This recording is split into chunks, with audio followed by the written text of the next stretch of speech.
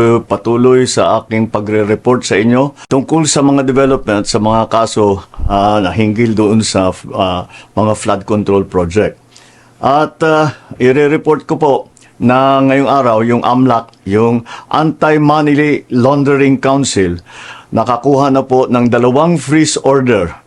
This brings the total amount of assets frozen to about 12 billion pesos. Kasama po dito ang mga air asset ni Saldico, ang value mga 4 billion.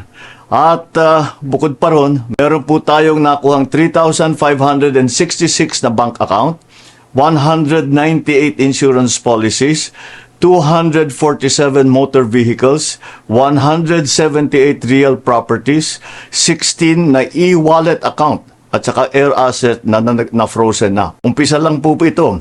Mas marami pong asset ay mafo-frozen para maibalik ang pera ng tao sa kanila.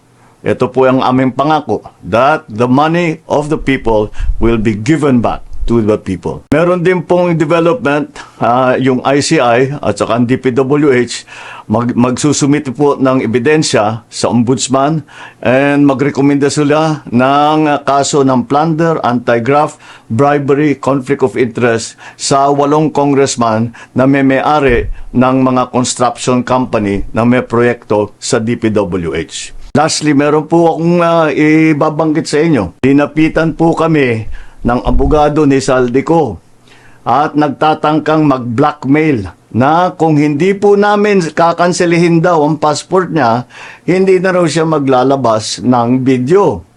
I do not negotiate with criminals. Kahit maglabas ka na ng video ng lahat ng kasinungalingan mo na pag-destabilize sa gobyerno, gusto kong malaman mo, Saldi, makakansela pa rin ang passport mo. Hindi ka na makakatakas sa hustisya.